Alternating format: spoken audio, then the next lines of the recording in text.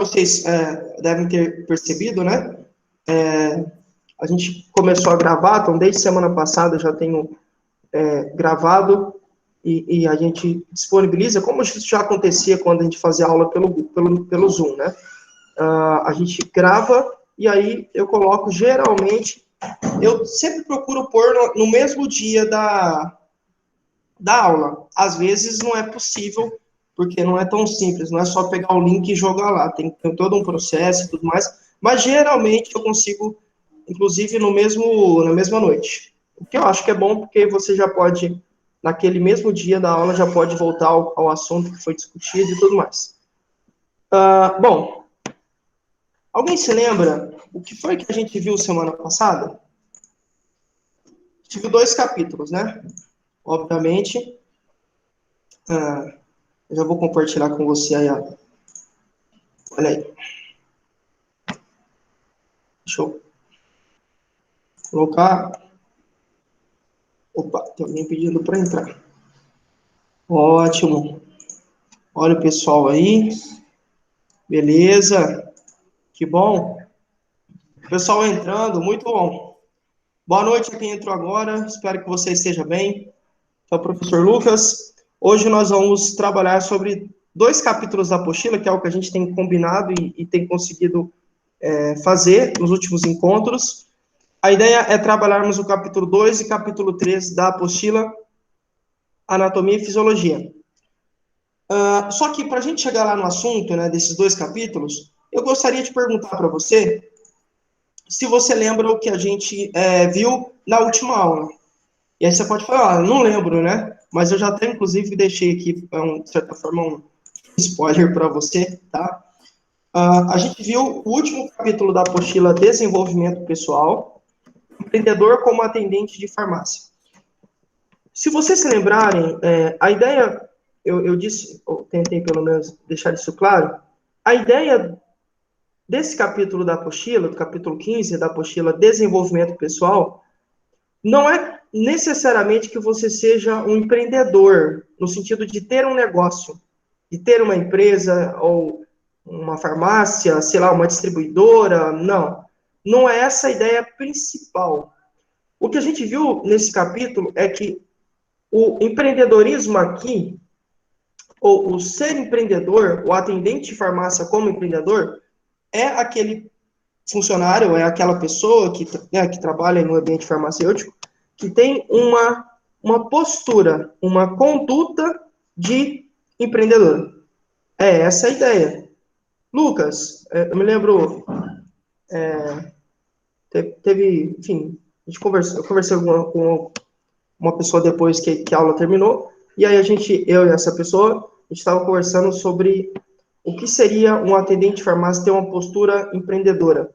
E aí, eu, obviamente, falei que nada mais é do que você olhar para a farmácia como, ali para o seu ambiente, para o ambiente onde você trabalha, olhar como se você fosse um dono. Lembra? Eu dei vários exemplos mostrando como isso poderia acontecer na prática, qual que é a importância e o que é que você tem que fazer para conseguir agir como um empreendedor, que é bem diferente do atendente mediano, né? O cara que só vai lá para ficar, nem chamo dispensando medicamentos, mas para ficar entregando medicamento. O empreendedor é muito diferente desse cara que só entrega medicamentos. Eu já continuo, parece que alguém... tá curto. Obrigado, viu, Ana? A Ana disse que está cortando a voz. Vocês conseguem me ouvir bem ou tá cortando realmente? Porque às vezes a internet dá pico, aí não dá para ouvir muito bem. Tá ruim para todo mundo ou tá normal? Voltou? Ou Ó, nem, para ou sei mim lá, tá nem bom, não cortou? sei, professor. Ah, é? Tá. Obrigado, Ana. Tem que ver os demais, né? Tá. Talvez tenha sido a internet, ou daqui, ou aí. Eu acho que essa Ana Forte é a Carol, né?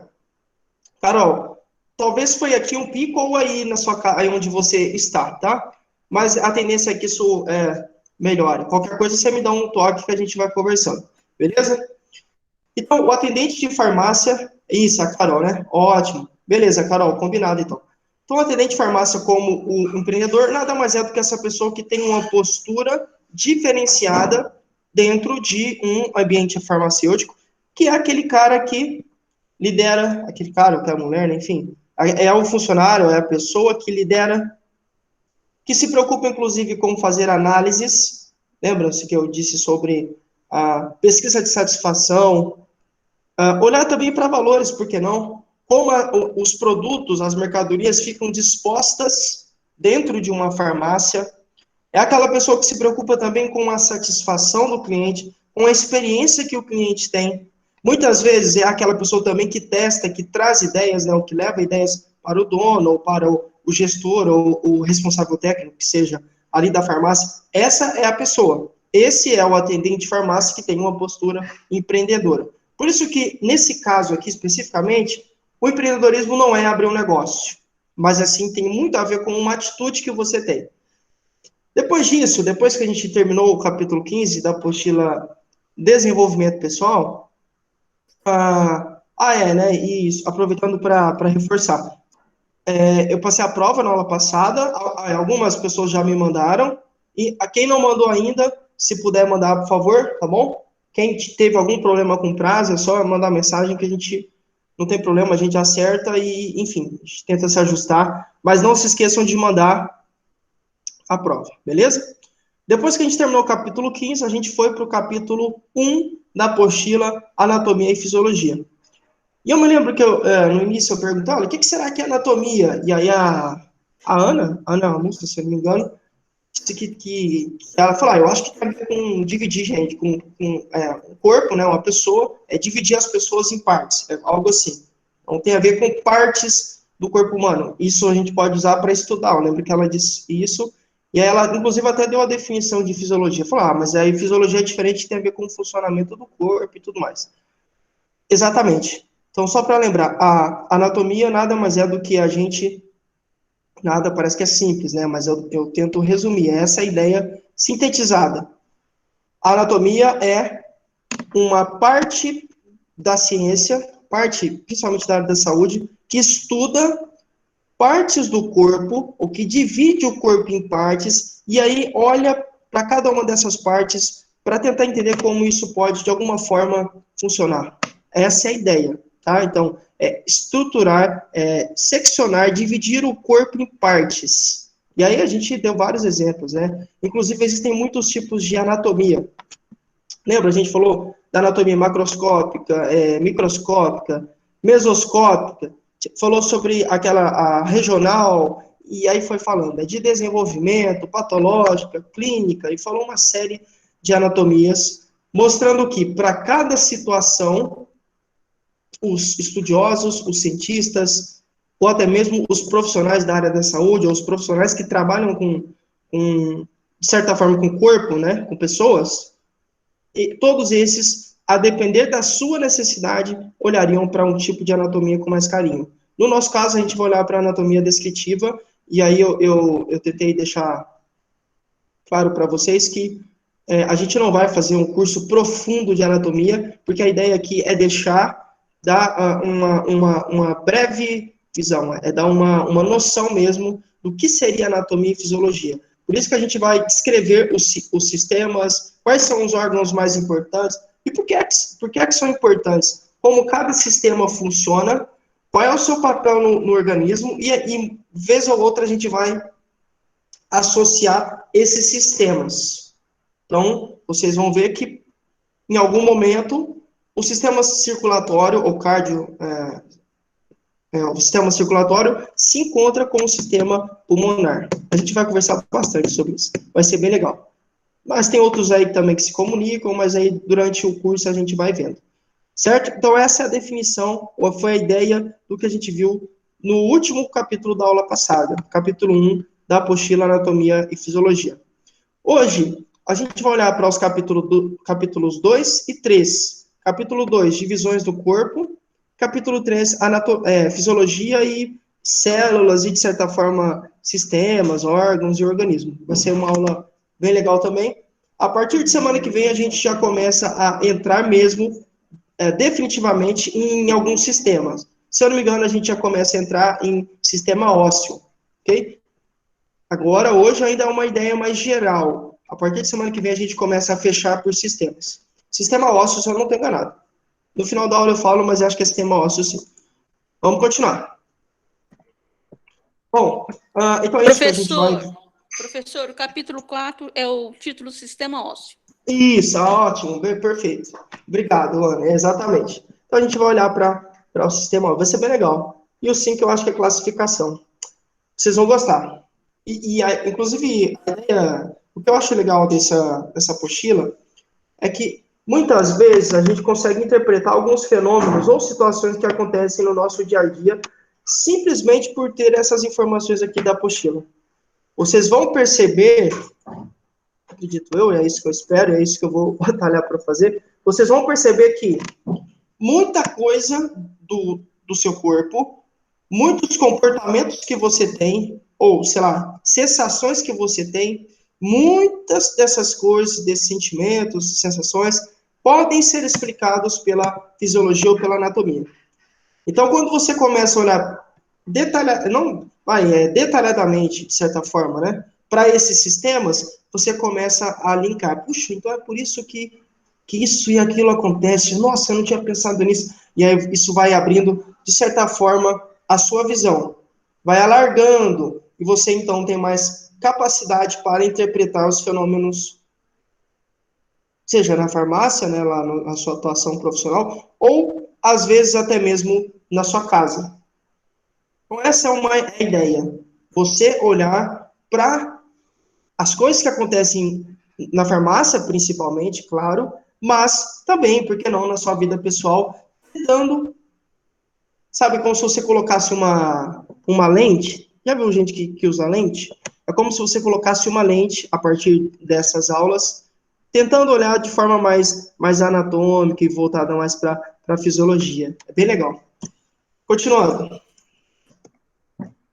Bom, como eu falei, a gente vai começar pelas divisões do corpo humano, e aí eu vou agora fazer algumas perguntas e gostaria que vocês fossem me respondendo. Eu vi que tem algumas pessoas, deixa eu ver aqui. Isso, a Carol colocou de novo. A minha internet deve estar com problema. Não consigo entender nada, está cortando. Deixa eu digitar, né? Talvez ela não está me ouvindo. Deve ser isso mesmo. Qualquer coisa, avisa. Estou gravando. Aí, ótimo. Vamos lá. Então, se você não quiser responder por aqui, por áudio, né? Não tem problema. Você pode escrever aqui no chat. E aí a gente vai tentando pegar alguns pontos para ver o que você conhece, ou o que você acha, sei lá, sobre divisões do corpo. Vamos ver então. Por que você acha que o corpo humano é dividido? Qual seria essa razão? Tá? O que vocês acham? Deixa eu arrumar aqui. Deve ter uma lógica, né? Não é à toa, isso deve ser dividido por algum motivo. Por que vocês acham assim? Deixa eu ajustar aqui a câmera. Isso. Perfeito. E aí, Professor, será? Oi? eu acho que o corpo humano, eu tinha até comentado com o senhor na outra aula, é uma máquina. Por ser máquina, ela tem, assim, uma engrenagem. Eu acho que são chamadas partes do corpo humano porque a engrenagem tem que funcionar, assim, em harmonia entre elas, né? Uhum. E por ter vida, né? É uma máquina com vida. Legal, Então, legal. Pode falar, tô ouvindo. Uhum. por ser uma máquina com vida, eu acho que tem que ser necessário. Ela não é, assim, um pedaço de carne inteira. Ela é uma engrenagem. Então, eles se Uhum. comunicam entre si e nessa comunicação existe uma vida. E a vida forma a gente, né? Cada ser humano. Então, eu acho assim, Claro, claro. se fosse apenas, vamos supor, só pé, ou então só o tronco, ou então só a cabeça, não seria, não seria um Uhum. corpo humano. Não teriam Perfeito. partes nem divisórias, né? Entendi. Entendi. Ótimo. Perfeito, Ana. Obrigado, entendi o que você disse. Eu já comento. A Nádia colocou para ter um estudo aprofundado em cada área. Perfeito. Vou partir dessa ideia de vocês duas, tá? Exatamente. A Ana disse, olha, professor, obviamente, é fundamental que, para que a gente, como o corpo humano, ela usou até esse termo que faz muito sentido, como o ser humano, o corpo, né, o nosso corpo, é uma máquina, isso é legal, uma máquina complexa, essa máquina deve ter partes. E por conta disso, é importante que a gente saiba sobre cada uma dessas partes. Isso ajudaria, por exemplo, a fazer essa máquina funcionar melhor.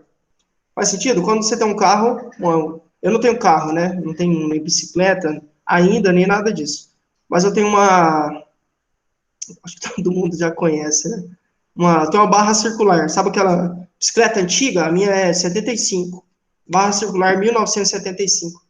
Bem antiga e ela tem obviamente, uma coroa, né? E aí, de vez em quando, ela dá problema. Eu não tenho conhecimento sobre ela, não tenho conhecimento ainda, espero ter um dia, não tenho conhecimento mecânico para poder fazer ela rodar, caso tenha algum problema. Então, assim, quando dá problema na rua, às vezes ela prega peças em mim. Quando dá problema na rua, eu preciso, quanto antes, encontrar uma bicicletaria, e aí sim, a pessoa lá da bicicletaria dá um trato, né? Dá um trabalho, consegue fazer aquilo, ou consertar o que quebrou, sei lá, o pneu, ou a engrenagem, pedal, alguma coisa. Ela tem, às vezes dá muito problema com o freio. Mas por que eu não consigo melhorar o desempenho dela, ou consertá-la? Porque eu não tenho conhecimento das partes. Se eu soubesse como, por exemplo, desmontar o freio, isso eu estou tentando aprender, eu saberia resolver o problema de freio se desse problema na rua. Mas eu ainda não tenho esse conhecimento das partes. Então, a soma das partes faz o quê? O todo. O todo nada mais é do que a soma das partes. Então, tem sentido o que a Ana disse, né? Entendendo que, obviamente, não sei nem quantas bilhões de vezes o corpo humano é muito mais complexo do que uma bicicleta. Claro, mas é uma analogia para que vocês entendam que sim, quanto mais eu conheço dessas partes, mais fácil fica e mais seguro é dar condições para que, nesse caso, o ser humano, né, para que esse corpo funcione. Para isso, eu preciso entender essas partes. Por isso que a gente tem que olhar assim para cada uma dessas partes, né, com muito carinho, que é o que a gente vai fazer hoje, de certa forma. A Nádia pegou o gancho da Ana, mas ela foi para uma outra direção. Ela falou, olha, bom, acho que é importante porque a gente tem que fazer um estudo, né? E esse estudo pode ser aprofundado. E aí é o que eu disse, né? Quanto mais o seu conhecimento sobre algum assunto, nesse caso aqui o ser humano, o corpo, né, as divisões, quanto mais profundo esse conhecimento é, mais fácil fica de você dar manutenção. Então, se eu sei, por exemplo, que a atividade física melhora a minha massa muscular, se a atividade física aumenta a quantidade de músculos que eu tenho no corpo, faz sentido praticar, portanto, atividade física. Por quê, professor? Porque alguns estudiosos já viram que quanto mais eu faço atividade física, né, óbvio, a atividade tem vários níveis, né, a leve, a moderada e a intensa, mas quanto mais eu pratico atividade física, melhor o meu corpo responde, melhor o meu corpo funciona. Isso não só para essa parte muscular, não, também para a parte emocional, para a parte voltada para hormônios, voltada para a parte óssea, para a parte relacionada ao sistema digestivo e tudo mais. Um dia desse bom, vocês sabem, né, eu caminho, embora eu não tenha caminhado essa semana por causa do decreto, mas eu caminho. E aí eu me deparei com, como eu falei, acho na aula passada, uma entrevista de um cara que é proctologista. E ele disse que sempre recebe perguntas do tipo, caminhar faz bem? Caminhar ajuda de alguma forma o corpo? E aí ele falou que a principal recomendação dele para os pacientes é que caminhem, os pacientes dele, né? E aí ele mostrou várias justificativas por que a caminhada é importante, e uma delas é que a caminhada melhora o funcionamento do seu intestino. Então, quanto mais você caminha, além de todos os outros benefícios que você tem, o seu intestino, o seu sistema digestivo, melhor, funciona melhor. Não só em relação ao fluxo, né? Então, assim, ó, o caminho das fezes, como é que... mas também a resposta que esse seu sistema digestivo, né? Sei lá, estômago, intestino, delgado e tal, que o seu sistema digestivo vai funcionar, vai responder melhor, simplesmente porque você está caminhando, e aí, sei lá, todos os dias da semana. Que bacana, né? Por que ele tem esse conhecimento, gente? Porque alguém estudou uma parte ou algumas partes do corpo humano, dentro dessas divisões que a gente vai ver hoje. Alguém estudou algumas dessas partes dentro das divisões e verificou que sim, caminhada é importante. Foi um estudo aprofundado comparando pessoas que não caminhavam com pessoas que caminham, né? Que caminhavam na época do estudo. Então, realmente tem lógico que a Nádia, né? Foi a Nádia, né? Deixa eu confirmar. Isso. Tem lógico o que a Nádia disse. Eu só quero mostrar para vocês. Aí, detalhe, ela colocou, olha, em cada área. Claro, eu posso voltar os meus estudos para o coração. O coração está dentro de uma divisão do corpo, né? Eu posso voltar os meus estudos para os rins, para o útero, sei lá, o cérebro. Ou não, quero ver como que ficam os pés, sei lá. Lá na UFSCar tem... eu conheci alguns, tem pesquisadores que só trabalham com o pé, com caminhada, com como você caminha, e os efeitos que isso... Caminhada não no sentido de atividade física, tá? Mas no sentido motor mesmo. O efeito que tem você caminhar do jeito certo. Qual que é a diferença da pessoa que caminha, que consegue andar sozinha, sem apoio, para aquela pessoa que não consegue? Então, assim, realmente você pode estudar todo o corpo, e a gente tem vários especialistas para cada uma dessas áreas. Perfeito. Nádia. Eu vou continuar. Deixa eu só mostrar uma coisa para vocês, que foi o que a Ana falou. Peraí. Olha só isso, ó. Deixa eu mostrar aqui. Aí, Ana, acho que foi isso que você quis dizer, né?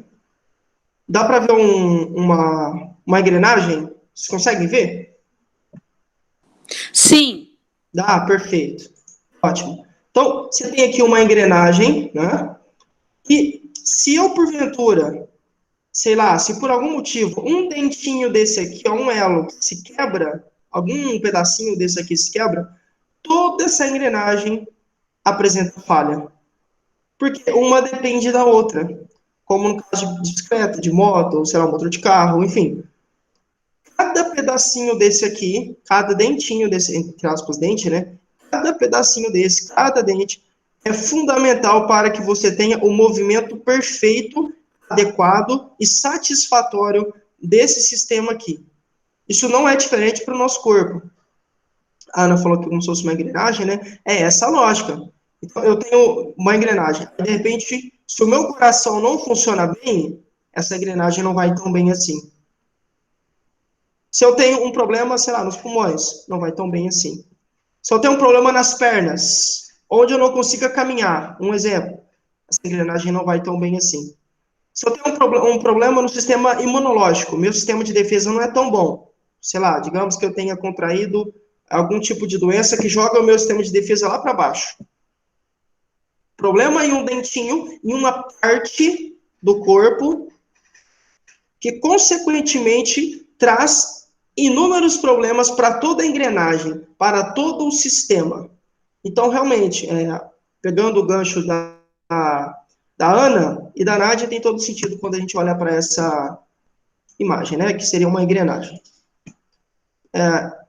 Exemplo muito bom, Ana. Vamos continuar. Bom, então isso. Então as meninas responderam. Por que você acha que o corpo humano é dividido? Porque a gente vai olhar para cada uma dessas partes, inclusive a gente pode estudá-las.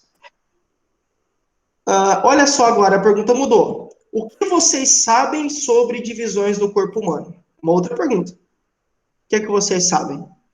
Ah, eu não sei muito que eu vou aprender hoje, não, mas o que que você sabe até hoje, assim? O que que você aprendeu na escola? O que que você, sei lá, ouviu falar? Não sei. O que que vocês sabem?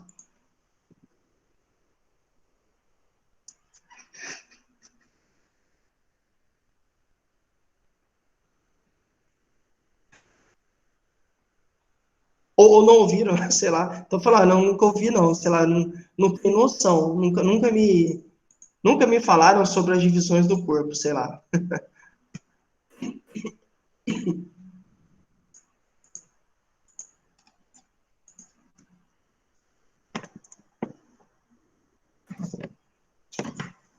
Ó, professor, eu ouvi falar sobre as partes do corpo há muitos anos, quando eu estava na escola, Aham. na aula de ciências. Agora, depois nunca mais me interessei. Você sabe, é verdade. Eu Por também. isso que agora eu estou achando assim fantástico estudar essa parte de anatomia. Você, Ana, isso é tão gostoso quando a gente revive, né? Você volta ao que você aprendeu lá atrás. Eu também, quando eu vou ter, né, ter contato com esse conteúdo, eu lembrava também do que eu aprendi lá na escola. Três coisas só. Né, assim, qual que é a divisão do corpo? Né? Sei lá, eu falaria cabeça, tronco e membro. É isso mesmo, professor. É, Eu só exatamente, lembro né? disso. É, exatamente. Eu acho que quando você começa a ter contato com isso em ciências, eu lembro, eu amava desenhar células. Eu tinha uma professora que fazia a gente ficar desenhando coisas lá do livro. E aí, quando eu comecei a ter contato com essa parte de ciência, inclusive eu queria fazer biologia quando criança, meu primeiro curso, e talvez eu ainda faça um dia, eu ainda tenho uma tendência a ser biólogo, mas principalmente para estudar animais, de preferência répteis ou, sei lá, bactéria. Eu curto essa parte de microbiologia. Mas eu também tinha essa definição, divisão do corpo humano é cabeça, tronco e membro, né? Era isso que eu lembrava também que eu trouxe. E um pouquinho, bem, assim, um pouquinho de sistema reprodutor, que eu lembrava só. E tinha uma noção, né? Sistema ósseo tem a ver com osso, por causa do nome. Sistema circulatório tem a ver com circulação, com sangue. Era isso que eu tinha e eu trouxe lá do, enfim, do ensino fundamental, né? No médio eu não vi tanta coisa assim, o meu médio, nesse sentido, o meu médio foi fraco. Mas eu, obviamente, de alguma forma consegui aproveitar, né? Beleza, então, o que vocês sabem? A Ana falou que ela lembra disso aí, que é o que ela aprendeu em ciências. E eu também, né? É, exa... A Nádia falou assim, ó, exatamente isso que eu estava escrevendo. Cabeça, tronco, perdão, e membro. Isso, cabeça, tronco e membro. E agora uma pergunta diferente. Deixa eu ver se tem a próxima, que eu não lembro qual foi a terceira. Não, essa aqui vocês já mataram, né? Quais são essas partes? Falando cabeça, tronco e membro. Tá.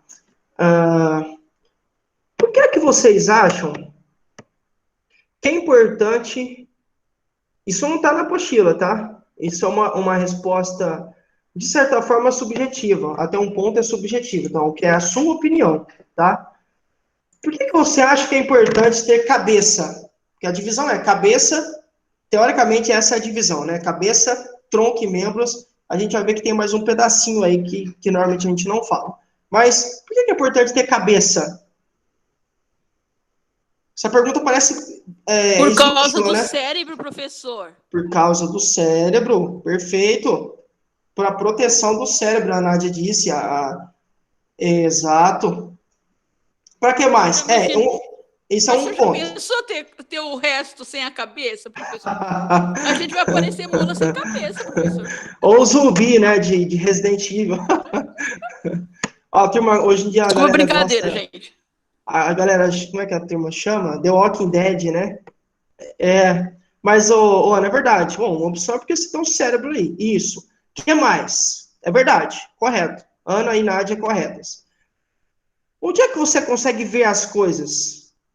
Obviamente pelos olhos.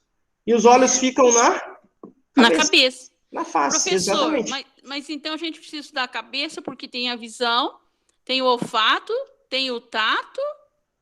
É tudo vindo daí, Uhum. não é? Do Tudo bem, cérebro. paladar E também, o né? paladar. Isso, Claro, os cinco aí alguém pode sentidos. falar.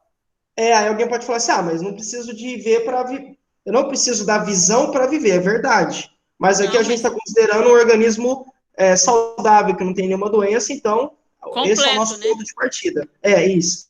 Exatamente. É uma pessoa, é um corpo, um organismo que não tem nenhum tipo de deficiência. Então, a cabeça dá condições para que você veja, ouça, sinta o gosto, sinta o cheiro, possa, inclusive, se alimentar. Eu falo o processo normal de alimentação, né? Mastigar, sentir gosto, enfim. Tudo isso, é verdade.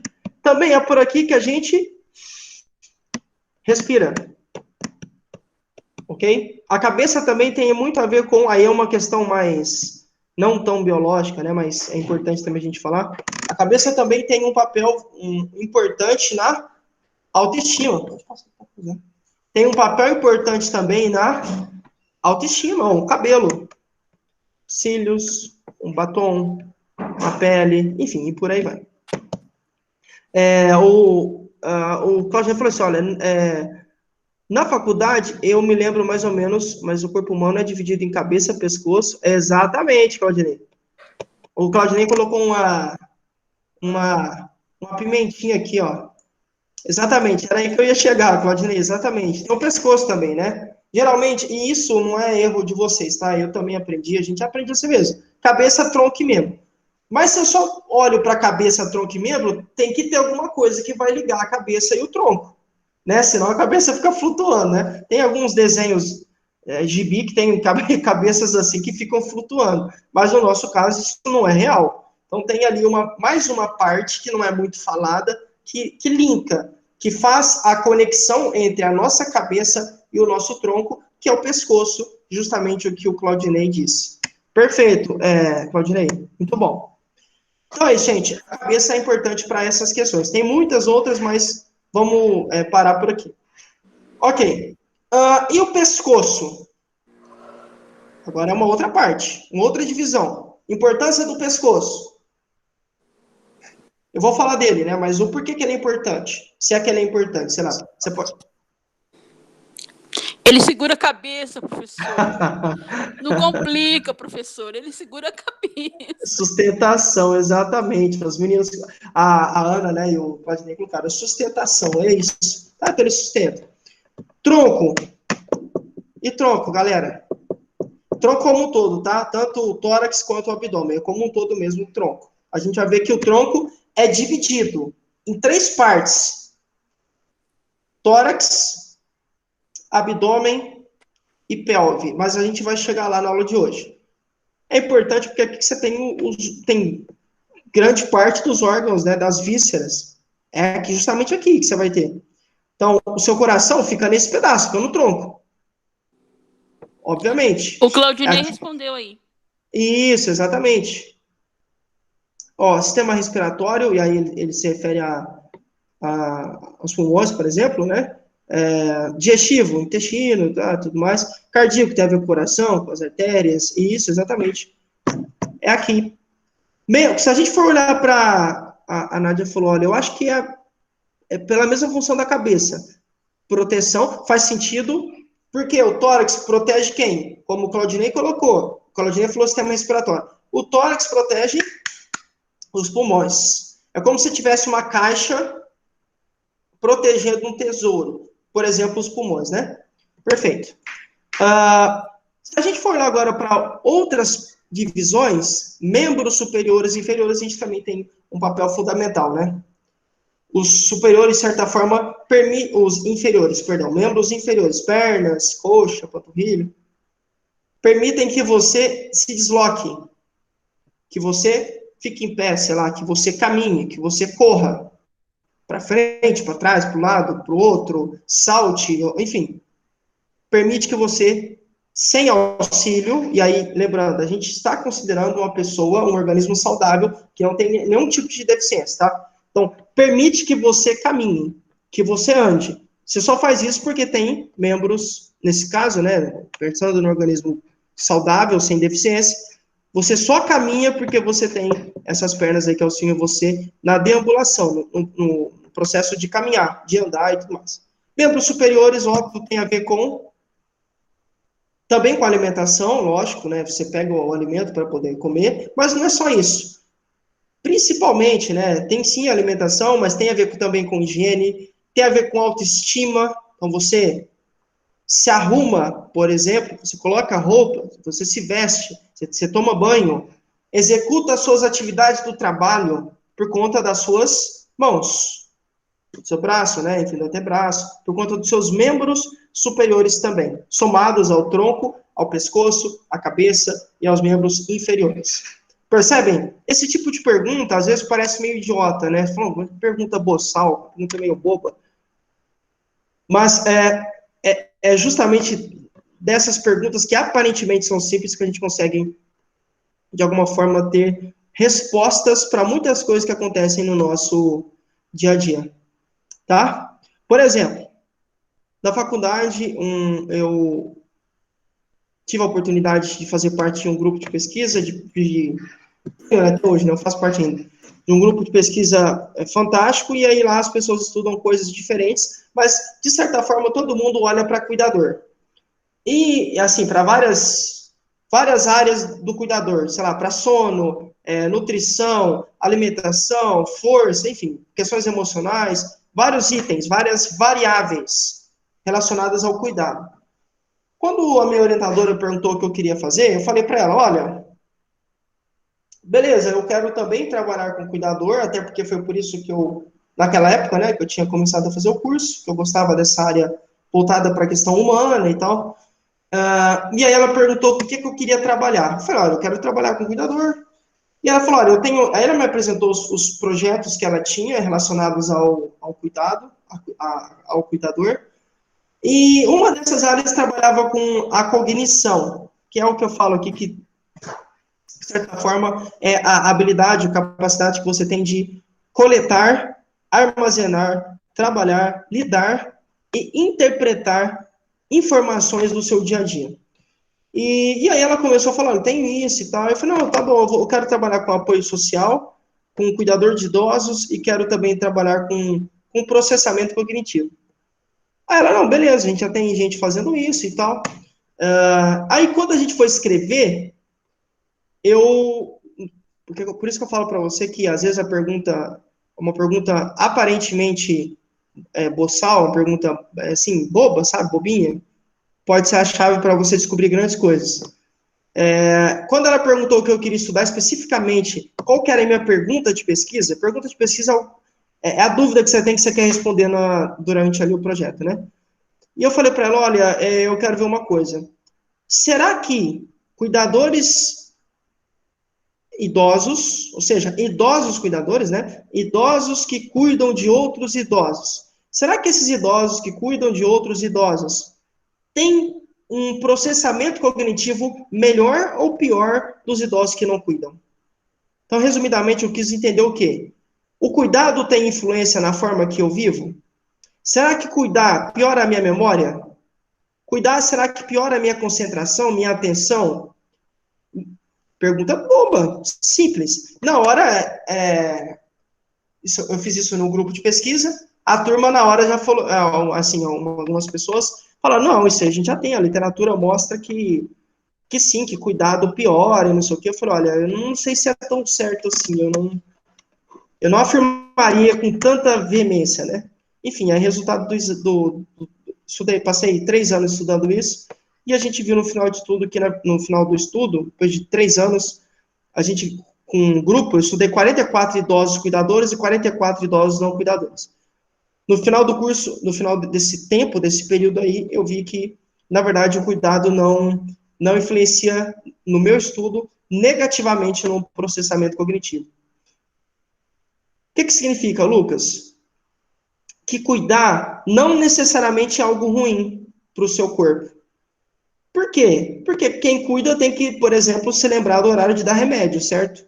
Automaticamente você estimula o quê? A sua memória. Quem cuida precisa estar atento ao paciente. O que eu trabalho aqui, nesse caso? Atenção. Preciso também trabalhar o foco e outras coisas relacionadas à cognição e tudo mais. Então, muito cuidado, às vezes você pode ter uma pergunta e você achar, essa pergunta é meio boba, mas ela pode ser a chave para você conseguir resolver muitas coisas do seu dia a dia, tá bom?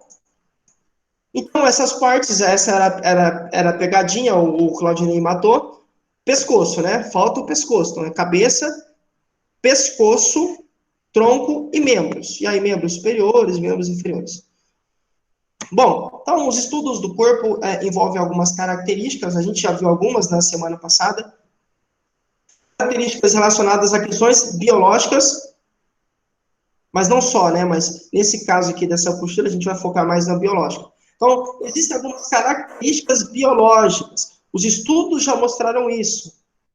Eu olho para aqueles vários tipos de anatomia, macroscópica, microscópica, mesoscópica, descritiva, regional, aquela voltada para exames, para desenvolvimento, para patológica, enfim. Eu olho para algum tipo de anatomia e começo a fazer estudos daquele tipo de anatomia. Isso me dá, obviamente, informações, subsídios para entender que o nosso corpo tem características diferentes, tem características específicas. Muitas vezes até são específicas para que fogem, inclusive, de grande parte da população. Um exemplo é um cara que eu vi um dia desses, ele naturalmente é imune ao coronavírus. Eu vi um cara lá, depois vocês podem procurar na internet, eu achei bem legal a reportagem. Então, uma característica desse cara.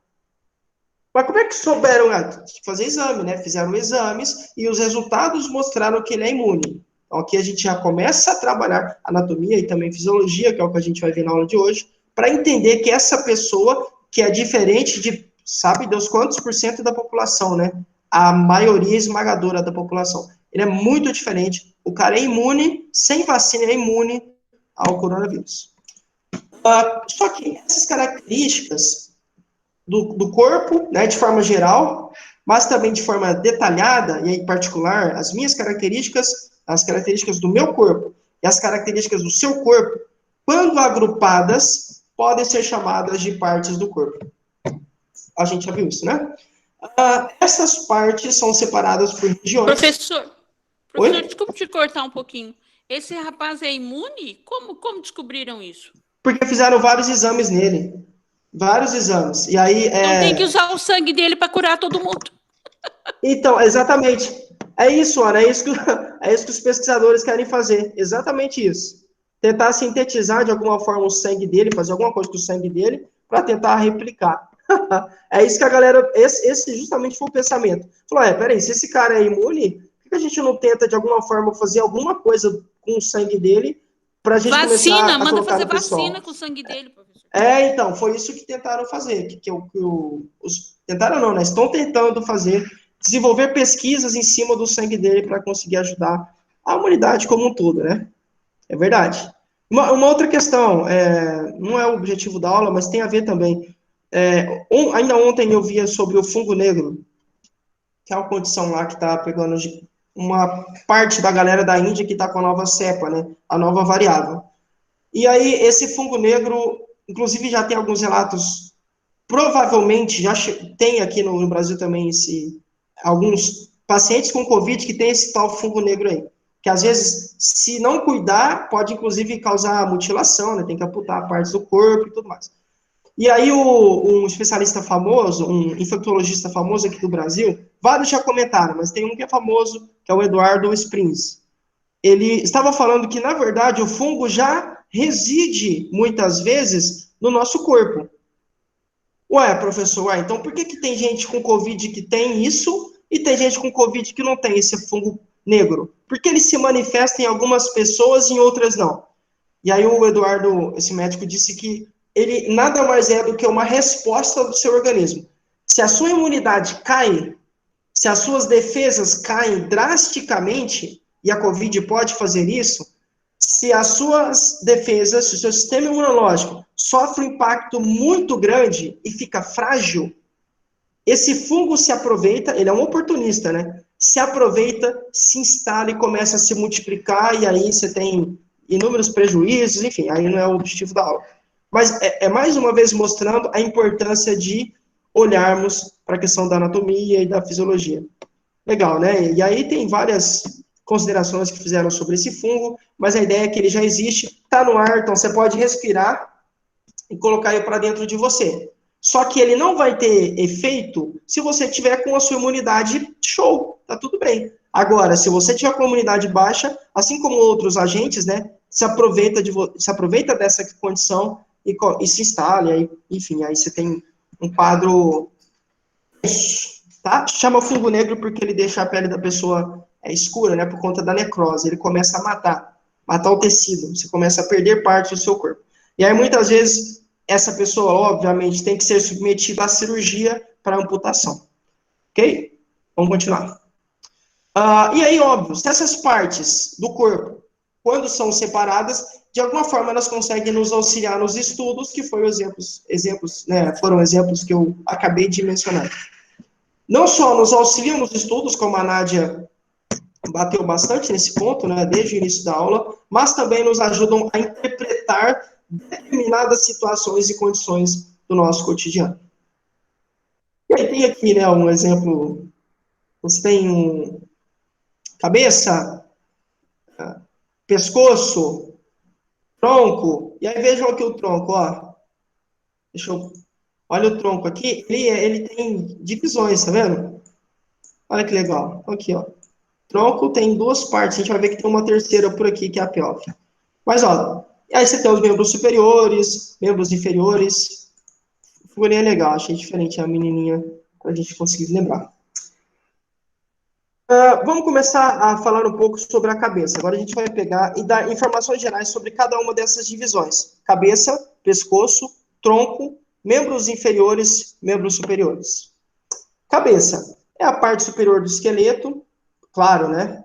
Como a gente já disse, é formada por 29 ossos. O conjunto desses ossos forma a caixa craniana. Inclusive acho que foi a Nádia que falou isso. A proteção do cérebro, eu acho que alguém falou um pouco sobre proteção, acho que foi a Nádia que falou sobre proteção. Exatamente.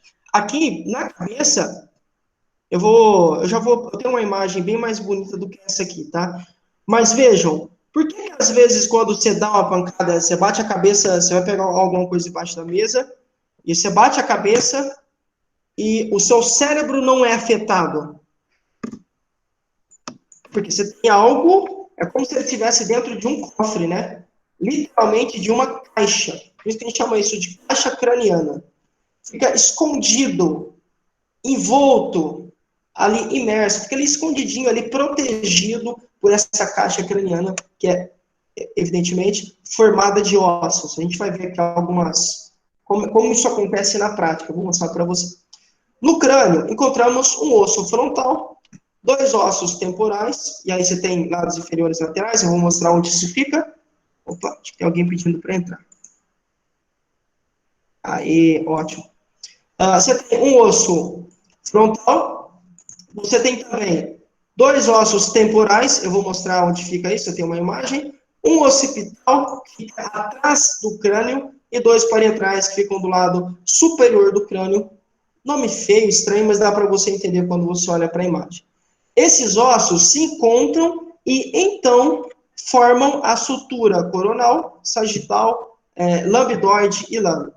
Que nome estranho, né, professor? Significa isso, tá? Mais fácil. Lembra a hora que a gente falou, ó, um osso frontal. Cadê o osso frontal aqui? Opa, perdão. Aí ele aqui, ó. Osso frontal, aqui, ó. Tá vendo? Aí você vai tendo as outras partes, né, ó, que a gente falou, temporais, parietais, occipital. E aí que você vai tendo o encontro. Vejam que, deixa eu dar um, peraí. Opa. Olha só. Deixa eu ver se vocês conseguem ver. Conseguem ver a imagem bem aproximada, né? Olha que legal. Percebam que há uma comunicação entre os ossos. Eles não são jogados. Não, que isso. Pelo contrário, são perfeitamente encaixados. Há uma conexão, de certa forma, um agrupamento, vamos chamar assim. Eles se complementam, se ligam. Para quê, professor? Para poder, de alguma forma, proteger o que tem aqui dentro do nosso crânio, né? Tá bom? E também, óbvio, para fazer esses lados que a gente falou, frontal, parietal e tudo mais. Que interessante, né, gente? Como o corpo, como eu diria a Ana, né? Como o corpo é perfeito. O que mais? Quando a gente vai para o pescoço, se a cabeça é a parte superior, o pescoço só pode ser a parte intermediária. Mas o que é intermedia? Como assim? Ele faz meio de campo? O que tem de um lado e o que tem do outro, professor? A cabeça e o tronco. Para ficar mais claro, eu já volto aqui. Aí, ó. Vejam aqui. Sua cabeça, isso aqui é a parte do tronco. Olha onde está o pescoço. Fazendo a junção. Então, ele faz um mais, né? Ele soma. Cabeça, tronco. Se você não tiver o pescoço aqui, nessa pessoa não tem o pescoço, já era. Não há, e aí eu vou mostrar para você outras, a gente tende a dizer, e aí é claro, né, porque esse é o primeiro raciocínio que vem, e é justo, é válido, é verídico e tudo mais, mas o pescoço tem outras funções além da sustentação, que é o que a gente falou, né, que eu falei, ele ajuda a sustentar a cabeça, e essa é verdade, talvez seja a principal, né, talvez uma das principais funções, mas ele tem outras funções que a gente vai ver agora. Vamos lá, vamos voltar. Eu já volto aqui nessa imagem, tá? Só vou continuar aqui. Então, ele faz o meio de campo. Faz a parte intermediária. É ele quem dá a conexão. Quem liga a cabeça e o tronco.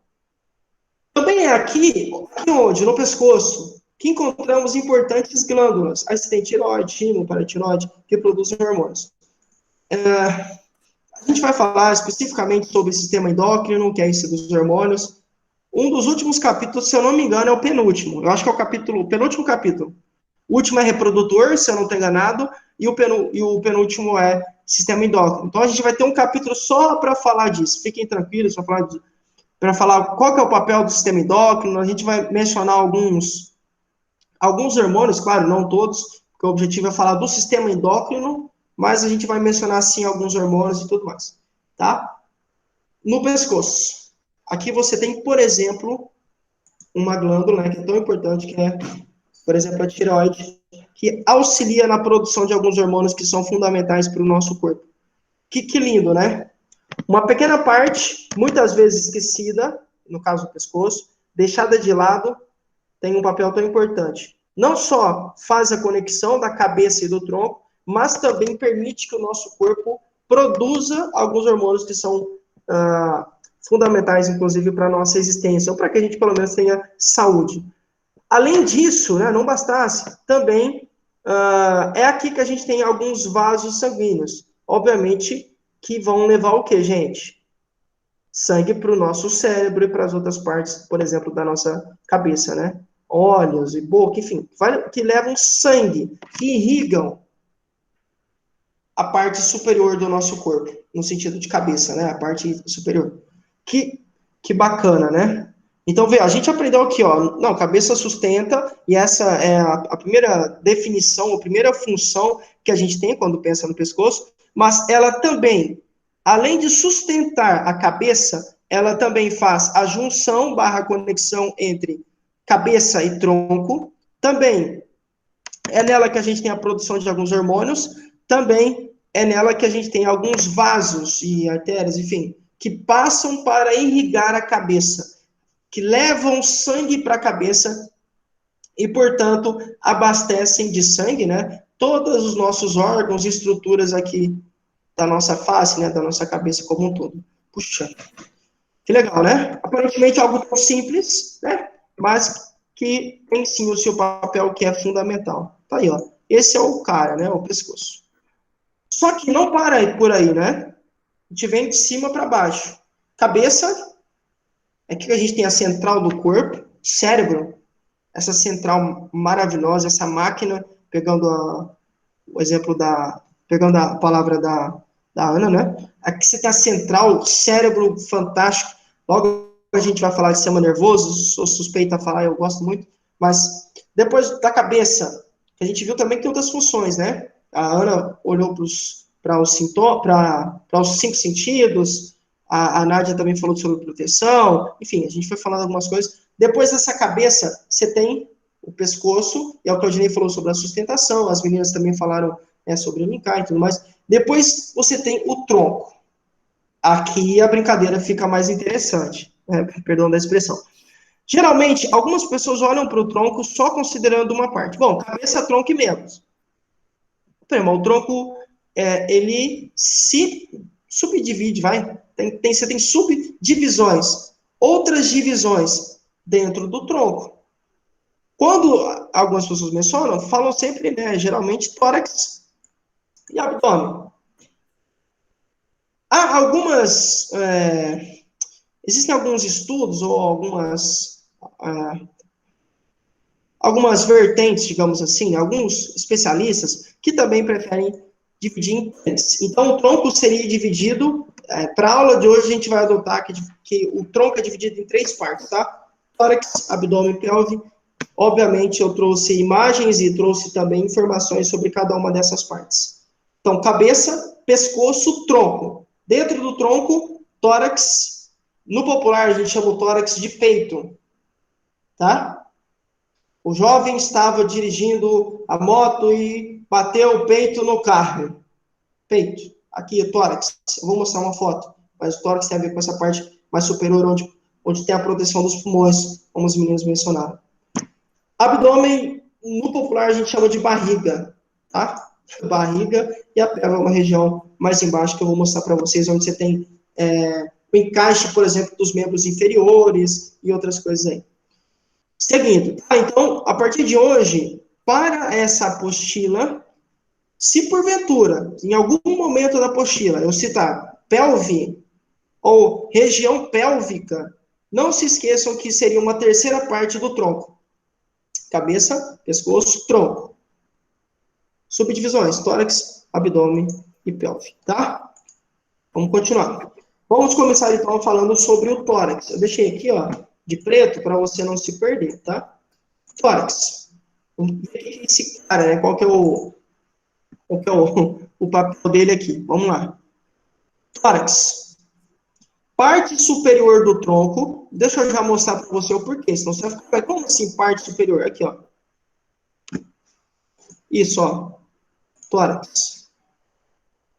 Você tem a proteção, por exemplo, do pulmão. Dá para perceber que a parte superior do tronco, porque aqui você vai ter a barriga, né, entre aspas, seria o abdômen, e aqui você vai ter a pelve. Então, você tem uma parte superior, uma parte intermediária e a parte inferior. É algo assim, tá? Por isso que o tronco, que o tórax é a parte superior, porque ele vem primeiro, ele fica em cima das outras duas partes, que são o abdômen e a pelve. Então, o tórax é a parte superior do tronco e estende-se da base do pescoço até o diafragma. É composto pelas costelas, músculos intercostais, externo e também pela coluna vertebral. É aqui que encontramos pulmões e também aqui... Pode passar, né? É aqui que você tem o coração. Olha que bacana. Gente, eu fico um cofre protegendo os seus órgãos vitais, digamos assim. Se você... Claro, né, gente? Você tem impactos e impactos, né? Não estou falando se você chocar com uma carreta, que você não vai ter um prejuízo no pulmão, no coração, não é isso que eu quero dizer. Mas você tem uma proteção mínima, né? Algo ali protege ou tenta proteger os seus pulmões e seu coração. Isso é fantástico. Que legal, né? Então, aqui no tórax que você tem todas essas estruturas aqui. E aí eu trouxe uma imagem para você conseguir enxergá-lo, ó. Deixa eu apagar aqui, senão você não vai conseguir ver direitinho. Tá aí, ó. Olha que legal. Continuando. Abdômen, ou como a gente chama no popular, barriga. No seu interior encontra-se a cavidade abdominal. E é aqui que a gente tem a maior parte das vísceras. Claudinei falou alguns, né? Inclusive ele citou o sistema digestivo, que é o sistema digestório. Também citou, e aí é importante a gente também olhar para o sistema urinário. Aqui que você tem estruturas que são importantíssimas e que são fundamentais para que você consiga, por exemplo, fazer xixi. A gente também vai falar do sistema urinário, alguns chamam de gênito urinário, porque colocam outras estruturas, mas nessa apostila a gente chama de sistema urinário. Então, toda a estrutura que vai fazer com que você produza urina, armazene essa urina, em algum momento coloque essa urina para fora. Isso é sistema urinário. E esse sistema urinário encontra isso aqui. Que chique, nossa. E o diastório também, né? Bem legal.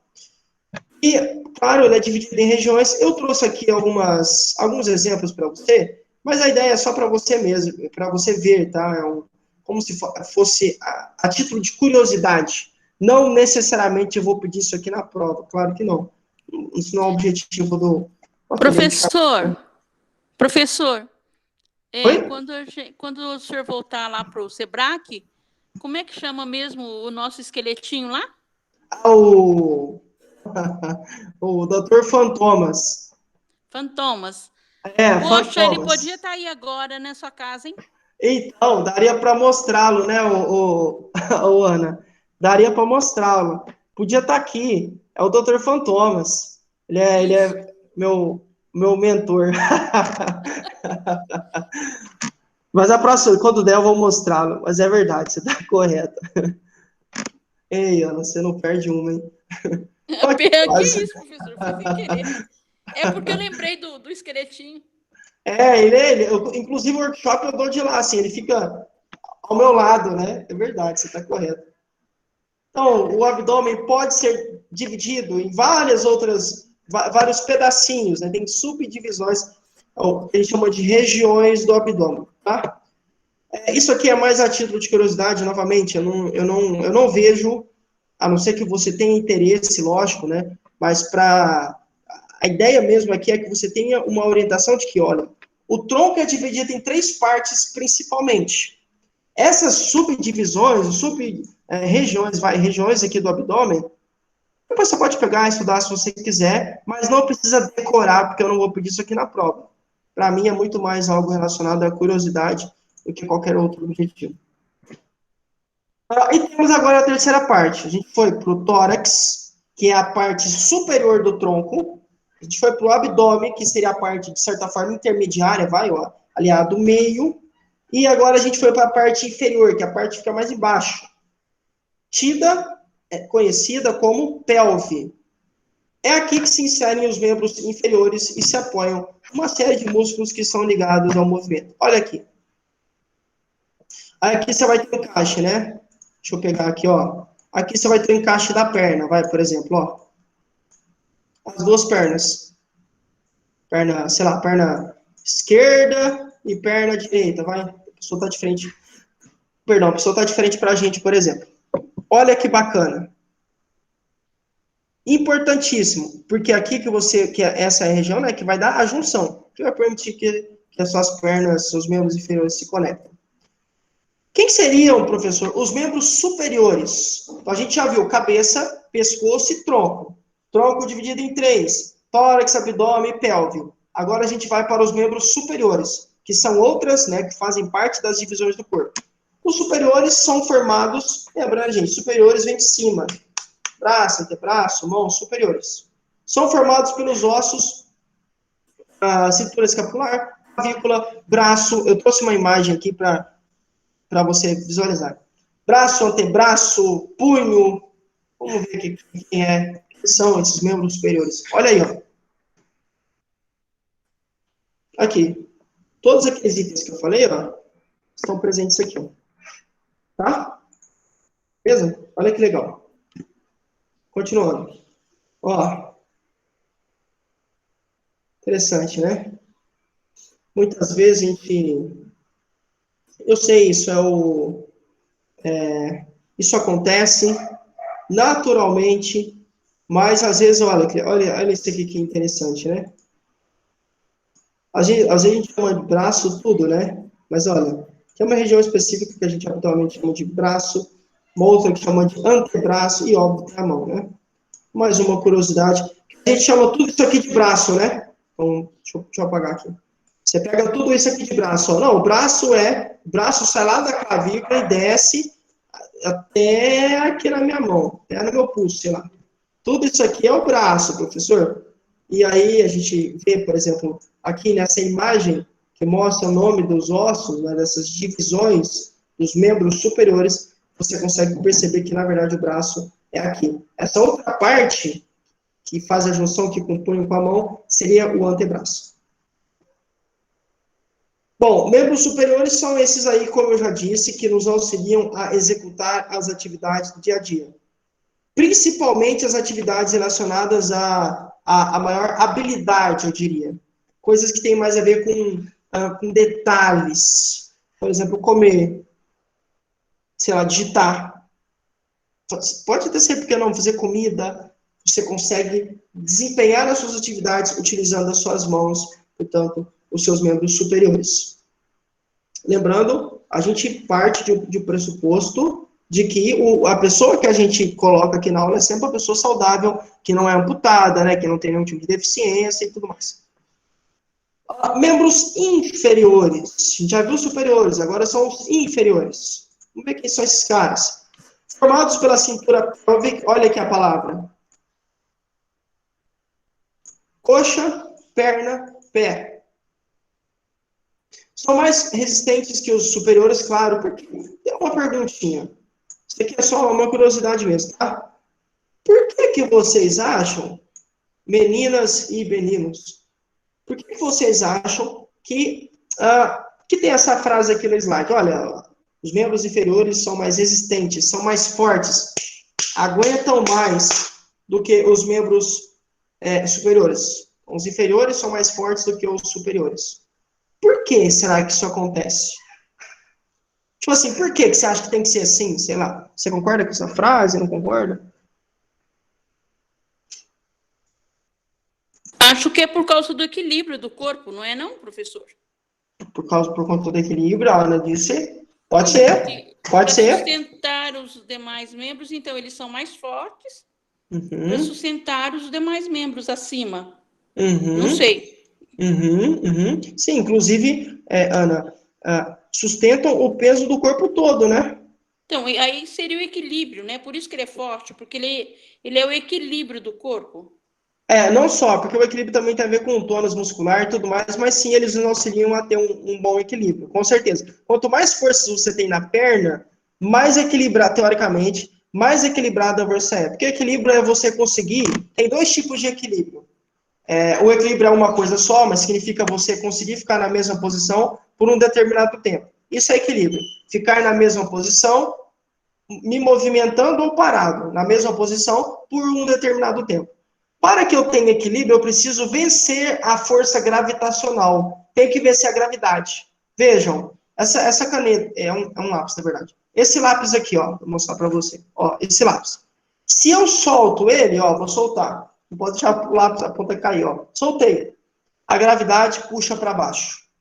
A gravidade vai fazer com que ele caia. Ele vai para o chão. Se eu tenho força nas minhas pernas, vou pegar o exemplo aqui da Ana, né? Se eu tenho força nos meus membros inferiores, eu tenho força suficiente para vencer essa lei, que é a gravidade. Eu consigo, portanto, mesmo que, sei lá, eu tô na rua, começou a chover, começou a ventar. O vento não vai me derrubar, porque eu tenho força suficiente para vencer a gravidade, ou a força gravitacional, e também para vencer as forças contrárias. Sei lá, pode ser um vento, alguma coisa do tipo. Dois tipos de equilíbrio. Equilíbrio mecânico e equilíbrio estático. Equilíbrio estático é o que é alguma coisa estática? Parada. Então, equilíbrio estático é onde você está parado. Então, eu estou em pé. Fico em pé, na mesma posição. Eu já falei para vocês, eu fui do tiro de guerra.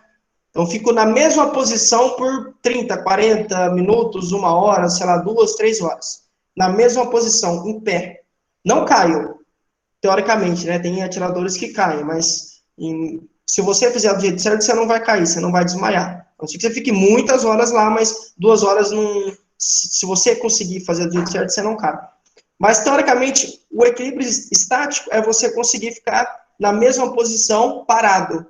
O equilíbrio mecânico é quando você está se deslocando. Então, quando eu caminho, eu tenho que ter equilíbrio, senão eu vou para o chão, senão a gravidade me vence. Quando eu corro, preciso também ter equilíbrio. Quando eu, sei lá, vou para frente, vou para trás, para o lado, quando eu salto, equilíbrio, tá? E o mecânico tem a ver com equilíbrio quando eu me movimento e tudo mais. Então, realmente, a Ana a Ana tem razão. Olha, tem a ver com equilíbrio, tem. Porque se eu tenho força, não é só isso, tá? Não é só ter força nas pernas. Mas pegando o gancho aqui da aula voltada para membros inferiores, de fato, se eu tenho força nas pernas, eu consigo vencer a gravidade. Portanto, vencendo a gravidade e forças contrárias, eu tenho mais, como resultado, né? Eu tenho mais equilíbrio. Estático ou mecânico, como a Ana disse. Professor, só mais uma perguntinha e vou te deixar em paz. Não, imagina. Por exemplo, Pode o meu perguntar. número do tamanho do meu pé também influencia nisso. Porque, por exemplo, se meu pé for muito pequeno e eu for alta, vamos supor, eu tenho 1,80 m e tenho um pé de número 35, eu não vou conseguir ficar com equilíbrio. Olha, isso realmente eu não sei. Eu falo porque é o seguinte, ó, eu acho que geralmente quando você, é lógico, né? Teoricamente, quando você vai crescendo, dependendo do seu tamanho, o seu pé tende a ter um tamanho, sei lá, ideal. Equilibrado com...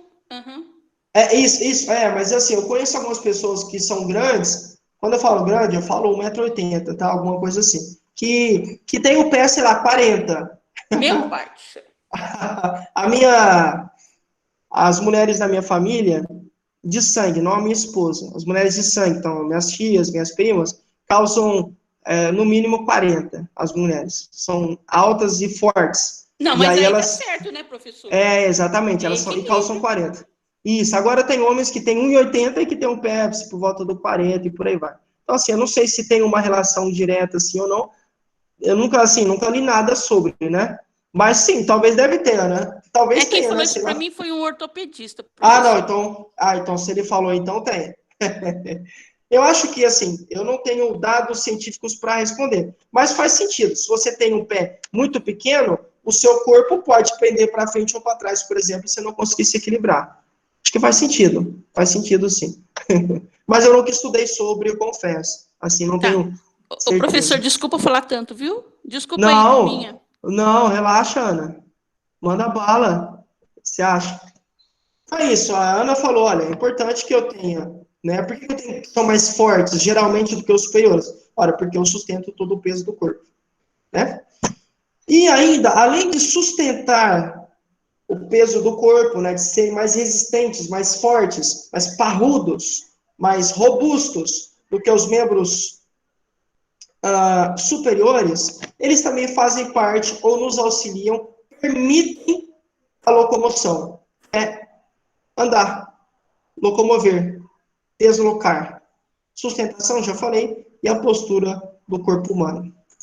Legal, né? Aqui, ó. Aí, ó. Olha que bacana, né? Aqui tem exemplos dos membros inferiores. Divididos, né? Tem outras divisões, assim como a gente tinha, ó, só para lembrar, assim como a gente tinha nos membros superiores, ó, você também tem partes, né, nos membros inferiores. Agora, quero fazer algumas perguntinhas para vocês, mais perguntinhas. Vai para a parte B da aula. Eu já volto, depois no final eu vou fazer um resumão de tudo, tá? Capítulo 3 da apostila.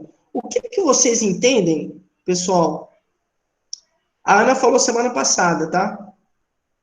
O que vocês... Eu já vou dando um spoiler, né? O que vocês entendem por fisiologia? Não é anatomia. Anatomia, a gente viu que a anatomia tem a ver com divisão do corpo em partes. Lembra? É anamastomia. A gente viu isso no ano passado. A pergunta agora é fisiologia. Qual que é quem é essa pessoa, né? O que é isso? Quem é essa tal de fisiologia? O que é? O que faz? Seria o estudo da composição do nosso corpo, como células, tecidos. Seria isso, professor? Não sei. Funcionamento ou funções. Acho que isso, o Claudinei falou funções. Exatamente. É um sentido assim, Ana, pessoal, é como funciona. A anatomia mostra que eu tenho partes diferentes. Eu tenho um cérebro, por exemplo, uma parte do meu corpo, né? Lá na anatomia eu vou ver que eu tenho um cérebro. Beleza. Como é que esse cérebro funciona? Isso é fisiologia. É o funcionamento das partes que a anatomia dividiu. Percebem? Então, uma coisa é eu saber o nome. Olha, eu sei o nome da roda da bicicleta, eu sei o nome do freio, sei o nome do selim, do guidão, eu sei o nome. Mas para que serve o freio? E como ele funciona? O funcionamento do freio, o funcionamento da catraca. Nós, como ser humano, é o funcionamento. Como funciona, será, o sistema urinário? Como os rins funcionam? Como o sistema, sei lá, respiratório funciona? A gente vai ver que o sistema respiratório é complexo. Não é tão simples quando a gente pensa. Como funciona o sistema reprodutor? Como funciona os pulmões diante de uma infecção? Sei lá, quando a pessoa pega, quando ela está infectada com coronavírus, né? Quando ela tem Covid, como é que o corpo dela reage? Como funciona? Quando essa pessoa tem HIV, sei lá, qual que é o funcionamento? Então, toda vez que a gente fala de fisiologia, o Claudinei disse aqui, né, as funções, a gente fala de como é que esse organismo funciona. Então, sempre associa em fisiologia a função ou funcionamento. Como é que a coisa acontece na prática de fato. Exatamente, essa é a ideia. Então, não sei se mais importante, né, mas tão importante quanto saber as divisões do corpo, olhar para a anatomia, é conhecer o funcionamento dessas partes. Seja, lógico, em condições ideais ou saudáveis. Então, como é que o coração funciona diante de uma pessoa que tem saúde? Bom, o coração bate bem, bate assim, olha, ele bate por causa disso, disso e daquilo. E uma pessoa que tem derrame, infarto. Deu infarto lá agudo do miocárdio. Como que o coração funciona? Percebem? A fisiologia, assim como a anatomia, olha também para condições onde o organismo não está em perfeitas condições. Eu posso olhar tanto para uma criança normal, uma criança que não tem deficiência, mas eu também posso olhar para o funcionamento de uma criança que tem paralisia cerebral. Ou, sei lá, poliomielite, né? Paralisia infantil, sei lá. Enfim, sei lá. Para alguma doença, alguma condição. Posso olhar. Como funciona o cérebro de um autista, de uma criança autista? Como funciona, por exemplo, a visão e a audição de uma criança autista? Como funciona as sensações, né, os órgãos, as estruturas relacionadas às sensações ali do cotidiano e tal, de alguém esquizofrênico? Bem diferente de como funciona no meu e no seu caso. Esquizofrenia, né, é um transtorno psiquiátrico que basicamente você tem uma condição onde a pessoa perde a noção do que é real. Então não consegue fazer a diferença entre a realidade e aquilo que não é real. Por isso que tem muita alucinação, delírio e outras coisas aí que a gente vê bastante em esquizofrênicos. Então isso é fisiologia. É olhar para o funcionamento das partes que a anatomia dividiu. É algo assim. Ou olhar para as funções. Qual que é o papel, como é que cada um funciona, como o Claudinei colocou. A diferença, eu já dei spoiler, né? Em uma você tem a divisão em partes, ou, entre aspas, em secções, em seções diferentes, em setores diferentes, e no outro você verifica como essas partes... Olha, essa aí podia ser uma perguntinha de prova, né? Mas não vou fazer isso. Mas não só para partes, gente, de forma isolada, tá? Então, como o cérebro funciona? Bom, o cérebro faz isso, aquilo e aquilo. Como o sistema nervoso funciona? É diferente. O cérebro é um órgão, uma estrutura, é um pedaço do meu corpo. É diferente eu perguntar como o cérebro funciona, é diferente perguntar como o sistema nervoso funciona. Então, eu posso olhar para estruturas, entre aspas, de forma individual, ou eu posso olhar para grupos, para um conjunto de órgãos, para um conjunto de sistemas, enfim, e por aí vai. Eu acho magnífico, né? Isso é bem interessante. Tá. Obrigado, a Ana disse, o Claudinei também. A última pergunta. A última. Por que conversar sobre fisiologia? Humana, né? Claro, né? O que a gente vai ver aqui na apostila é a fisiologia humana. Por que conversar sobre? Perdão. Por que conversar sobre? É bom se conhecer, né, professor? É bom conhecer. É bom conhecer. Isso. Perfeito, é isso. Essa é uma ideia. Legal, Ana. Ok. Quem mais? Obrigado, Ana. É isso mesmo, porque eu tenho que conhecer. Isso, perfeito. Para que mais, gente? Às vezes, eu brinco, né? Às vezes, se você tem um conhecimento, ainda que mínimo, ou que não seja tão grande quanto de outros especialistas, né, de outras pessoas que se formaram na área e tudo mais, você já tem habilidade, ou pelo menos tem mais noção para interpretar algumas coisas que podem acontecer, alguns fenômenos ou situações que acontecem na sua vida. Então, é natural, por exemplo, que se você estudar o sistema circulatório, é natural que você vai começar a fazer algumas associações. Bom, o Lucas me falou que quanto mais líquido eu tenho no corpo, maior é a minha pressão, teoricamente. Quanto mais volume líquido, mais pressão. É uma relação proporcional. Aumenta o volume de líquidos, aumenta a pressão arterial. O Lucas falou isso para mim. Aí, de repente, o moço chegou na farmácia e falou que está passando mal. Pediu para a gente verificar a pressão dela, e aí estava muito baixa. Será que isso tem a ver com o mal-estar? Tem. Aí a gente vai ver no sistema circulatório, né? Mas você consegue começar a interpretar. Fala, puxa, olha, a pressão está baixa porque também ela não, nesse calorão, não toma água, não faz nada, a pressão vai cair mesmo. Enfim, aí você começa a interpretar. Então, uma justificativa é essa. Claudinei colocou aqui também. Olha, entendendo o funcionamento, no caso, né, do corpo, dessas estruturas, podemos entender também como os medicamentos atuam nessas funções. Perfeito. Exatamente. Muito bom, Claudinei. Então, eu sei. Vou dar um exemplo aqui, ó. A Claudinei está falando sobre isso. Vai. Vou pegar o exemplo da pressão, acabei de dar. Só que é o oposto. A pressão está alta. Tem alguns medicamentos que fazem com que eu urine mais. No caso, os hipertensivos, né? Por quê, professor? Por que eu faço mais xixi quando tomo remédio para pressão? Por que eu vou mais vezes no banheiro fazer xixi? Acabei de dar a resposta. Quanto mais líquidos você tem no corpo, maior é a sua pressão. O contrário é verdadeiro. Se você diminuir a quantidade de líquidos no corpo, automaticamente você diminui a pressão. Por isso que você fica indo no banheiro fazer xixi muitas vezes. Esse é o objetivo do medicamento. Se eu faço xixi mais vezes, eu elimino mais água, tiro mais líquido do meu corpo, a minha pressão tende a baixar. Então, o que o Claudinei falou está perfeito, está correto. Olha, se eu entendo de fisiologia, e se eu entendo também de anatomia, ainda que de forma simples, forma básica, eu consigo interpretar, por exemplo, o papel e associar o papel dos medicamentos no meu organismo. Ótimo, Claudinei, muito bom. Perfeito, é isso aí. Vamos continuar. Falei, né? Fisiologia explica o funcionamento, ou como o Claudinei disse, as funções do organismo. A proposta é explicar os fatores físicos e químicos que são responsáveis pela origem, desenvolvimento e também pela progressão da vida.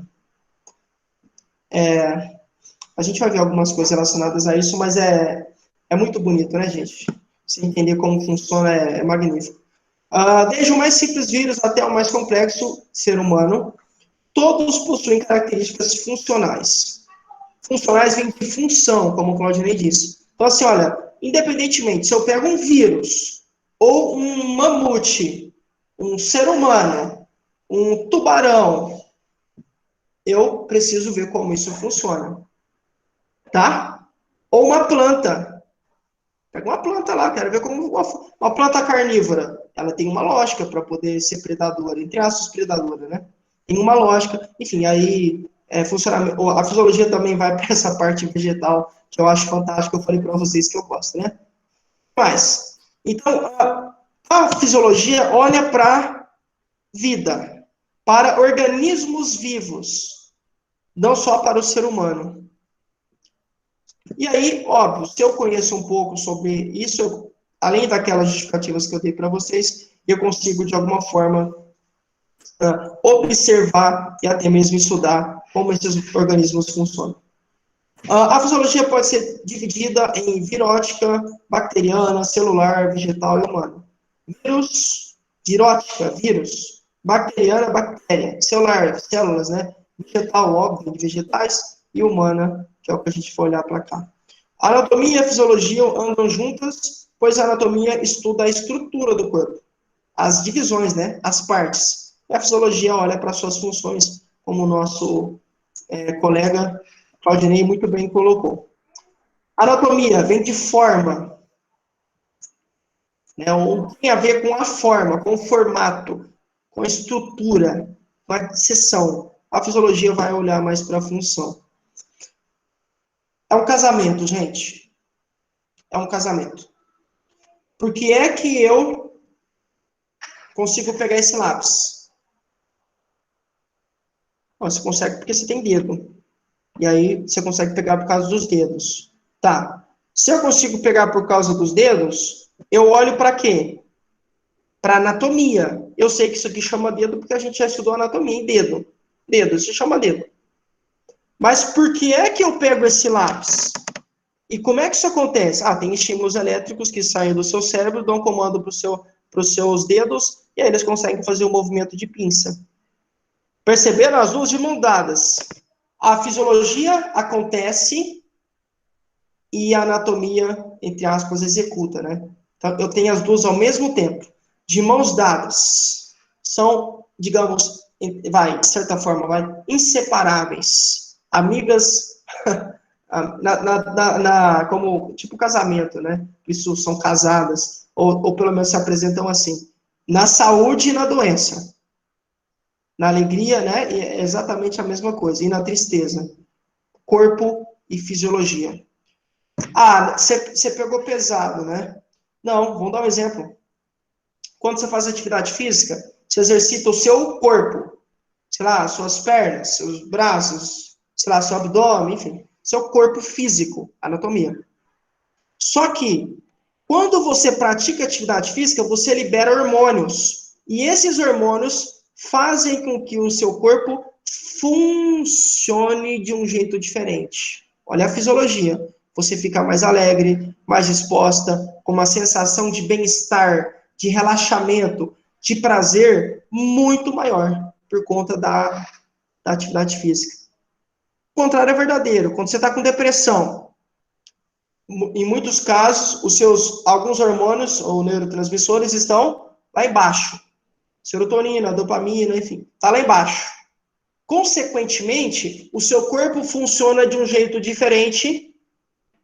Olha o funcionamento, a fisiologia, e aí o seu corpo físico vai responder. Você não vai estar disposta, você não vai querer andar, não vai ter ânimo para andar. A junção das duas, funcionamento e estrutura, massa, né, forma, divisão, tá bom? Características e comportamentos do ser humano podem ser entendidos quando passamos a olhar para a fisiologia. Acabei de dar um exemplo agora, dois, na verdade. Por exemplo, mais exemplos. Fome. Se você está com fome, o que você está procurando? Alimento. Quando você sente medo, como é que o seu corpo funciona? Funciona de modo que você procure abrigo, refúgio. Quando você está com frio, o que você procura? Uma fonte de calor. Sei lá, pode ser uma blusa, uma coberta, um fogo, uma casa fechada, não sei, alguma coisa que você vai procurar. O seu corpo funciona para que você tente ir, né, até o calor, vai. Ou também quando você, sei lá, quando a intenção é reproduzir, por exemplo, você pode procurar por parceiros, né? Tudo isso a fisiologia explica. Células. Para a gente entender a fisiologia, a gente tem que olhar para o pedacinho, literalmente pedacinho, né? Tanto as menores unidades estruturais e funcionais do nosso corpo. Quando a gente fala de fisiologia, a gente tem que olhar para esses caras aqui, né? Para essas unidades, para esses pedacinhos do nosso corpo. As células, tá? São as menores unidades estruturais e funcionais do corpo. São fundamentais para a nossa existência. Vocês vão perceber que sem células você e eu não existiríamos. Não, mas não vejo célula. Você está viajando. Não. O espermatozoide, por exemplo, é uma célula. E a gente só está aqui no mundo porque a gente foi um dia isso, né? Espermatozoide. Você veio de uma célula. E o seu corpo é constituído de muitas células. Muitas. Eu não vejo nenhuma. Quando eu olho no espelho, eu só vejo o meu braço. Pois é, mas o seu braço é feito de células. Como a gente vai mostrar hoje o exemplo lá no início até chegar no seu braço, por exemplo. Então, as células se agrupam, formam tecidos. Os tecidos se agrupam, formam órgãos. Os órgãos se agrupam, formam sistemas. Os sistemas se agrupam e formam um corpo, um organismo vivo, que é o nosso caso. Então, quando você olha para o seu cérebro, ele é formado de células. Porque eu acabei de falar que as células formam tecidos, que formam órgãos, que formam sistemas, que formam organismo. Quando você olha para o seu olho, é feito de células. Seu intestino, rins, pele, tudo, absolutamente tudo é feito de células, tá bom? Então, por isso que é importante a gente olhar para essa estrutura, que, por sinal, é a menor unidade estrutural e também funcional, porque funciona, tem que funcionar. Se não funcionar, é o quê, gente? Prejuízo. Muitas vezes é morte. Beleza?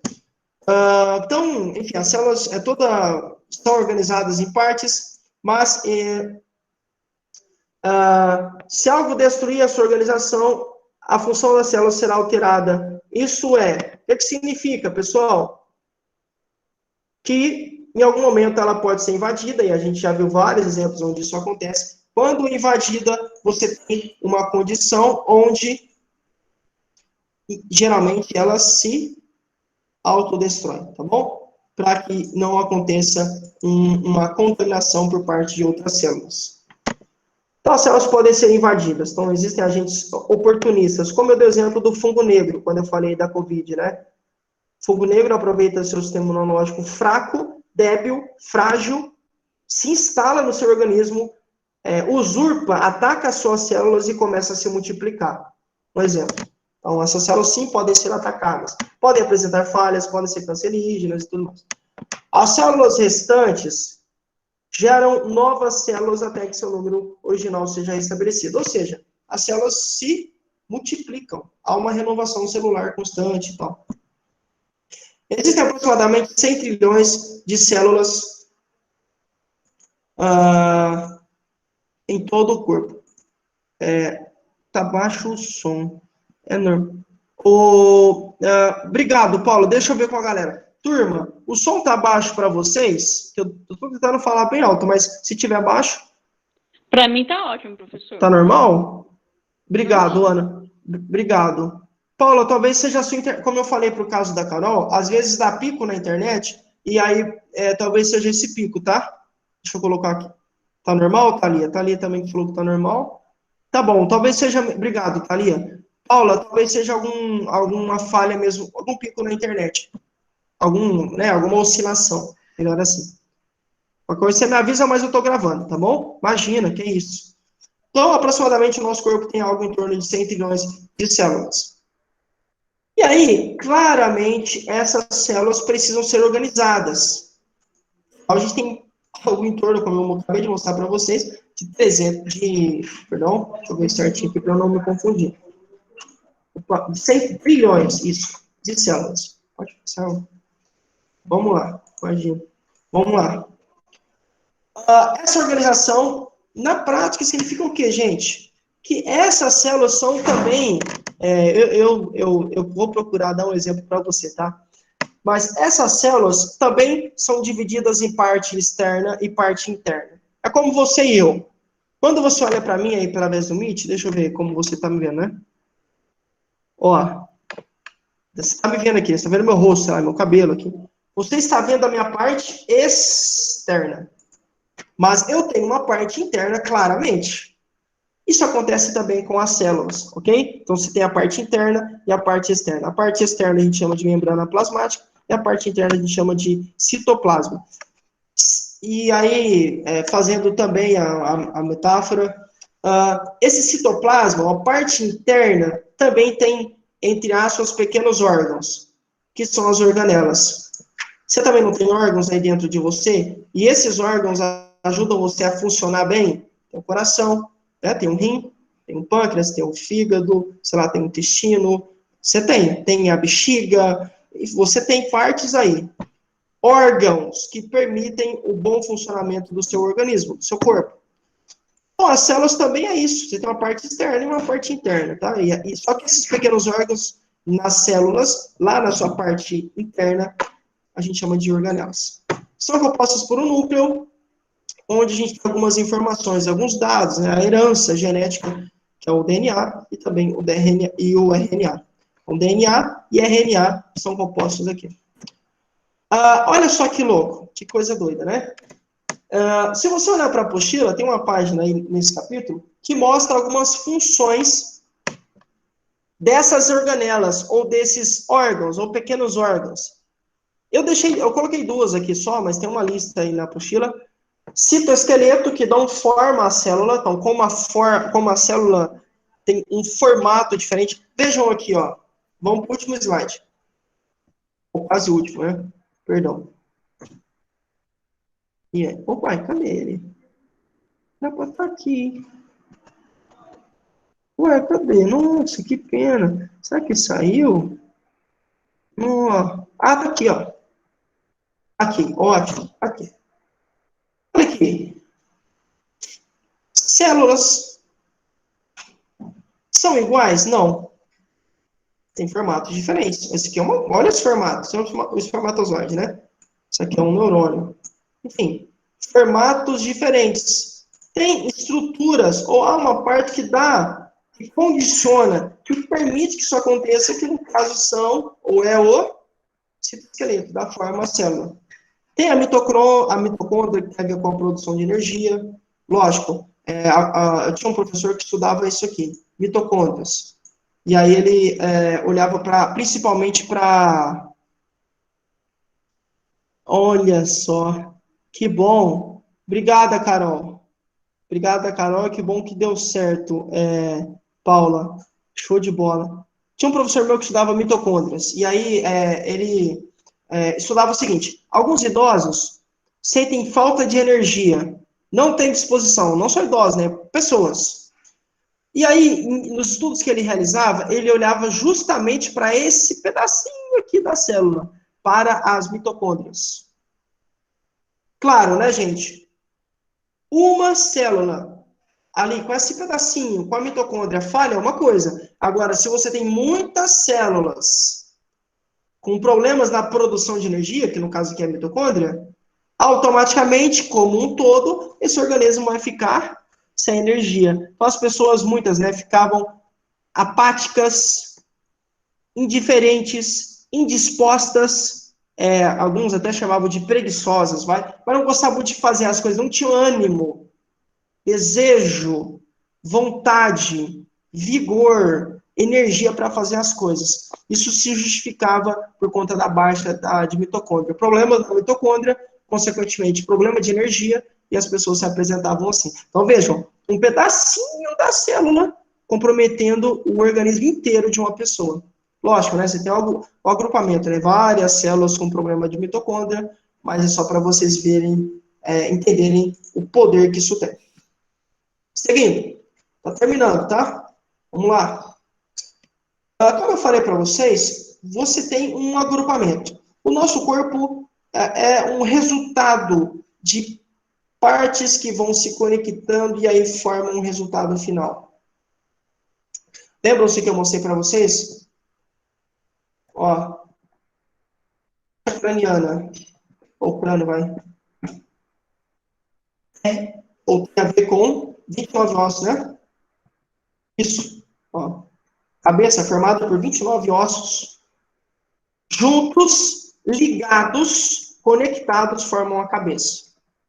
Então, isso não é diferente aqui, no nosso corpo como um todo.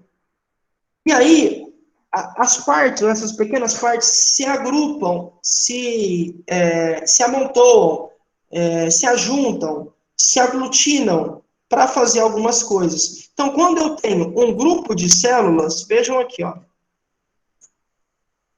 Quando eu tenho um grupo de células, eu tenho tecidos. Tá bom? Células se ajuntam ou se agrupam e formam tecidos. Os tecidos se agrupam e formam órgãos. Os órgãos se agrupam e formam sistemas. Os sistemas se agrupam e formam um organismo. Vamos para a prática? Vamos lá. As células, de repente, começaram a se agrupar, formaram o tecido do coração. O tecido. Houve um agrupamento dos tecidos que formaram o órgão coração. E também algumas veias, artérias e tudo mais. De repente, o agrupamento, ou essa junção de coração, veias, capilares e artérias, por exemplo, formou o sistema cardíaco. E esse sistema, juntamente com outros sistemas, como o Claudinei deu vários exemplos, né? Respiratório, digestivo, enfim, reprodutor, muscular, ósseo, endócrino, o agrupamento desses sistemas formam você e eu. Tudo começou lá atrás. Então, se eu olho para a Nádia, obviamente eu vejo uma mulher, né? Mas essa Nádia, lá assim, no interior mesmo dela, são células. Tudo começa com células que viram tecidos, que formam órgãos. Todos os órgãos que a Nádia tem são feitos de tecidos que foram feitos de células, são feitos de células. E esses órgãos da Nádia se aglutinam, se agrupam, formam sistemas. E esses sistemas da Nádia formam o todo. A saber, a Nádia, né? Quem ela é, fisicamente falando. Louco, né? Então, os tecidos são um agrupamento de células. Os órgãos são um agrupamento do quê? Acabei de falar, de tecidos, tá bom? Então, quando temos um grupo de tecidos que interagem para um determinado fim, temos um órgão. Nesse caso, vamos pegar o exemplo do coração, do cérebro, por exemplo. Aqui, ó. Coração, estômago, intestino, rins, pulmões e por aí vai. Opa, perdão. Aí, células, tecidos, órgãos, chegamos nos sistemas. Os órgãos se agrupam, começaram a se aglutinar, se juntaram. Eu tenho a formação de sistemas. Só que, assim como a gente fala de órgãos, lá lembra dos órgãos, os tecidos se agrupavam para um fim. Aqui, os órgãos se agrupam para um determinado fim ou para uma determinada tarefa. E aí a gente tem a formação do sistema. Vamos pegar o sistema urinário. Você tem um rim, na verdade 2 rins, né? 2 rins, 2 ductos, que são os caninhos que levam a urina produzida nos rins, levam para a bexiga, tá? Então você tem 2 rins, 2 ductos, a bexiga e a uretra. Percebem? Estruturas somadas formam um sistema. Mas qual que é o fim, professor, do sistema urinário? Eu falei no início da aula, produzir urina, armazenar a urina, e em algum momento colocar para fora, eliminar essa urina. Perceberam? Rins, ductos, bexiga, uretra. Órgãos se agrupam para um determinado fim, nesse caso, produzir, armazenar e eliminar a urina. O sistema funciona da interação de vários órgãos, eu acabei de dar exemplo, para uma determinada função. Falei aqui. Sei lá, mas pode ser também, né, gente? Pode ser o sistema digestivo. Absorção e digestão. Por exemplo, sistema respiratório, fazer você respirar. Circulatório, fazer o sangue circular e por aí vai. E aí o organismo é a soma de tudo isso. Quando eu tenho a soma de sistemas, eu tenho um organismo. Perceberam como isso vai gradativamente aumentando em proporção, digamos assim? Começaram lá no início com células. Daí tecidos, órgãos, sistemas, organismo. Células, tecidos, órgãos, sistemas, organismo.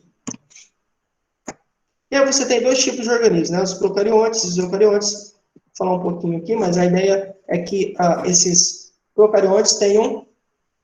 Vejam aqui, ó. Olha a diferença, vai. Os procariontes e eucariontes. Procariontes, você tem aqui,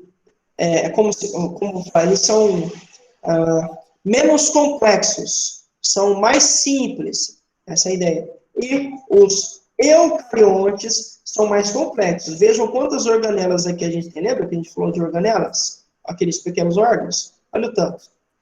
Tá bom? Olha a diferença. Procarionte. Esses aqui são mais complexos e não são tão simples, né? Esses aqui são mais simples, menos complexos. Aqui, menos simples e mais complexos. Bom, tem alguns exemplos aí de organelas e tudo mais.